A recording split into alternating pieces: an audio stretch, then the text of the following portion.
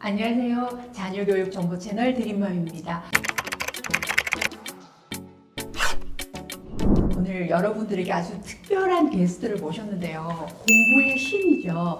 서준석 원장님을 모셨습니다. 안녕하세요. 안녕하세요. 간단히 소개 좀 부탁드릴게요. 저는 서준석이고요. 네. 지금은 강동구 쪽에서 서울 S치과랑 이제 서울 S1을 개업해서 대표원장으로 있는 사람입니다. 정말 놀라운 건 여러분들이 굉장히 관심이 많으신 영재고, 그러니까 서울과학고를 나오시고, 그리고 서울공대, 의대, 치대, 여러분이 궁금하신 모든 부분을 다 말씀해 주실 수 있는 그런 분이신데요. 무려 14년을 서울대를 다니셨어요. 자신에게 딱 맞는 그 꿈을 위해서 이렇게 쫓다가 그 어려운 서울대를 3번을 가셨단 말이죠. 너무 놀라워요. 그래서 이제 제일 먼저 궁금한 이제 서울과학고, 네. 거기부터 먼저 얘기를 해볼게요. 네. 거기 학교에 입학하기 위해서는 네. 공부를 어떻게 하셨어요? 물론 오래전 얘기긴 합니다. 거의 20년이 넘었죠. 저는 97년도에 입학을 했으니까 저는 일단 우선은 수학 경시대를 공부를 했었어요. 초등학교 때부터. 맞아요. 네. 요즘은 KMO라는 단어가 워낙 이제 많이들 알게 됐는데 네, 저희 때는 그렇죠. 사실 KMO는 정말 그 소수의 사람들, 그 수학을 정말 잘하는 사람만 알고 있었고, 왜냐면 네. 중등반이 없었어요. 언제 2000년대 들어서 이제 중등반, 고등반을 나눴는데 네. 저희 때는 이제 90년대 중후반에는 그냥 고등부를 중학생, 초등학생도 시험을 보는 거죠. 네. 실력이 있으면 중학생도 고등학생보다 잘할 수 있는 게 수학이라서 그래서 이제 KMO를 보고 서울시 경시대회를 맞아요, 봐서 맞아요. 이제 거기서 동상 이상 수상을 하면 이제 서울시 대표로 전국대회를 나가죠. 네. 그래서 전국대회에서 이제 동상 이상 수상을 하면 네. 보통 이제 서울과학고를 특차로 갈 수 있는 그거를 노리고 수학 경시를 하다 보니까 서울과학고를 자연스럽게 가고 싶어졌었죠. 네. 여기서 보면 이제 어머니들이 굉장히 궁금해하시는 게 수학, 과학이에요. 네. 어떻게 준비를 하셨는지, 어릴 때부터 어떻게 준비했다? 또 뭐 문제집은 어떤 게 좋더라 이렇게 추천해 줄 수 있어요? 제 유튜브나 공부가 뭐니 이런 데서도 말씀드린 적이 있는데 일단은 어렸을 때 이제 저희 어머니가 고등학교 수학 선생님이셨기 네, 때문에 네. 초등학교 들어가기 전부터 이제 요즘도 있죠. 재능 수학, 구몬 수학 이런 거를 열심히 풀렸었어요. 근데 네. 이제 말도 안 되게 천재적인 재능이 있었던 건 아닌데 이제 곧잘 하니까 이제 초등학교 시절부터 공부하면서 수학을 열심히 하긴 했는데 이제 제대로 하기 시작을 했던 거는 이제 초등학교 5학년 겨울방학 때. 그 당시에는 이제 막 그런 대치동 엄마 이런 말이 있기 전이에요. 그때 이제 저희 어머니는 이제 그거를 아셨던 거죠. 그러니까 유명한 수학 학원은 이제 대치동에 다 있다. 그래서 이제 저를 대치동에 있는 이제 수학 경시대 학원에 처음 데려가시고 그때부터 이제 본격적으로 수학 경시 공부가 저한테는 시작이 됐죠. 그러고는 과학은요? 과학은 언제부터 하시게 됐어요? 과학은 사실 수학을 공부하면서 그 학원에서 같이 가르쳐 줬어요. 그러니까 사실은 수학을 잘하면 물리를 잘할 수 있고 화학이나 생물은 사실 암기 과목이라서 그렇게 네. 어렵진 않거든요. 그래서 네. 사실은 수학을 했던 학원에서 이제 경시 대회를 준비하는 아이들이 많다 보니까 저희 학원 같은 경우는 그랬어요. 수학을 네. 준비하다가 이제 수학을 좀 못 쫓아가거나 네. 수학적인 재능보다는 물리나 화학적인 재능이 더 있는 애들을 위해서 물리 경시반, 화학 경시반을 운영을 하더라고요. 90한 5년, 6년 이때부터. 저 같은 경우는 중학교 때 이미 고등학교 과정을 다 뗐었죠. 요즘도 있는 하이탑 있는데 하이탑을 이제 물리 2 이제 과정까지 다 떼고 들어갔었던 공부 좀 해본 학생들은 거의 다 알 텐데 사실 수학을 잘하면 물리는 되게 잘하기가 네. 쉬워요. 거의 수학적인 내용으로 이루어져 있기 때문에 거꾸로 물리를 잘하는 학생들도 네. 수학을 잘하는 경우가 많고요.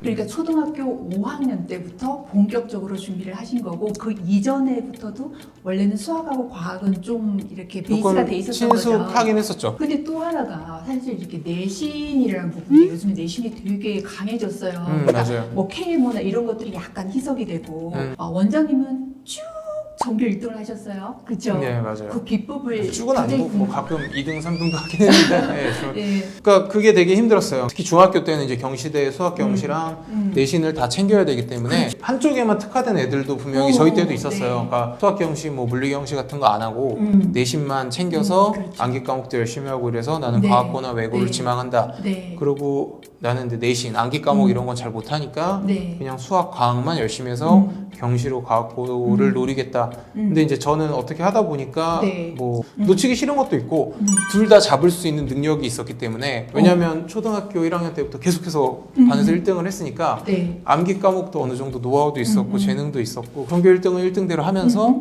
수학 경시는 경시대로 준비를 한 거죠. 그럼 시간 배분을 어떻게 그래서 했을까요? 되게 힘들었어요. 평소에는 그러니까 그냥 그런 거예요. 수학 경시 대회 모드를 계속 가다가 네. 그냥 뭐 방학이나 개학하고 뭐 중간고사, 기말고사 이제 그래서 이제 저 같은 경우는 한 달 전쯤부터는 이제 내신 모드로 들어가는 거죠. 한 달 전부터. 네, 한 달 전부터. 네. 물론 평상시에도 어느 정도는 해두지만 암기나 이런 거는 5월달에 중간고사, 7월달에 기말고사를 봐요. 요즘도 아마 그렇겠죠. 그러면 네.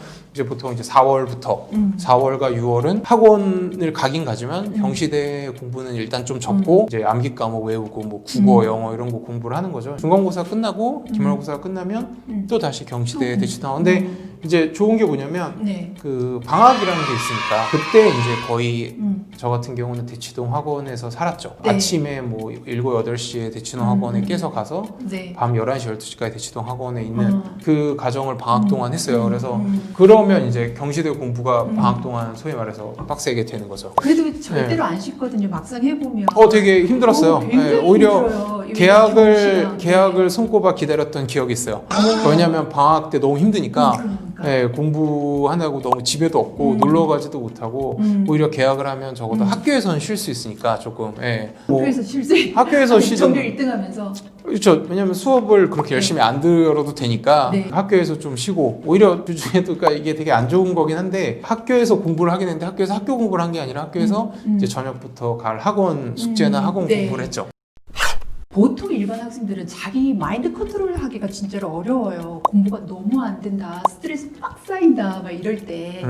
그럴 때는 어떻게 원장님은 특별한 비법이 있었나요? 어떻게 마인드 컨트롤하고 공부 계속 해야지? 뭐 이랬을까요? 처음에는 당연히 저도 그런 게 예. 없었죠. 중1 때가 사실 스트레스가 제일 극에 달해 있던 시기였는데 그 어린 나이에 맞아요. 처음으로 원형 탈모가 생겼을 오. 정도니까. 근데 이제 그런 거를 이제 겪으면서 이제 스스로 컨트롤을 하는 방법을 깨닫게 됐죠. 이제 제일 좋아했던 게 만화방 가서 만화책 보는 거랑 그 스포츠 경기를 보는 거였어요.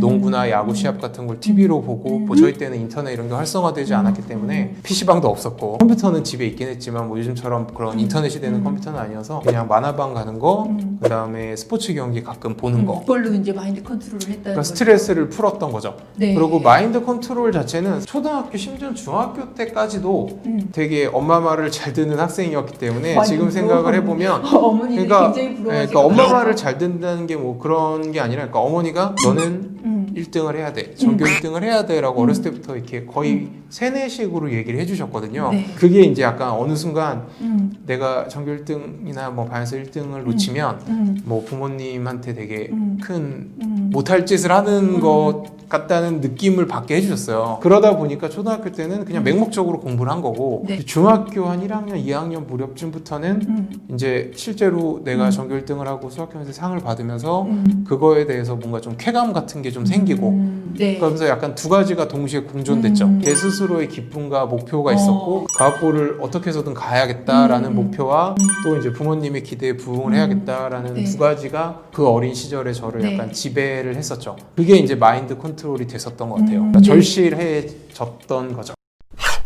서울과학고를 들어가면 기숙사 생활을 하잖아요. 네. 그때 정말 친구들 게임도 많이 하고 막 그래서 고민들 하고 막 그러시는데 원장님은 그때 게임이나 뭐 이런 건 안 하셨는지. 이게 과학고가 되게 웃긴 게 뭐냐면 네. 뭐 지금이야 이제 뭐 일반 고등학교도 그렇고 PC방만 가도 뭐 네. 엄청 빠른 인터넷과 좋은 네. 사양 컴퓨터가 있지만 97년 제가 입학했을 무렵에는 네.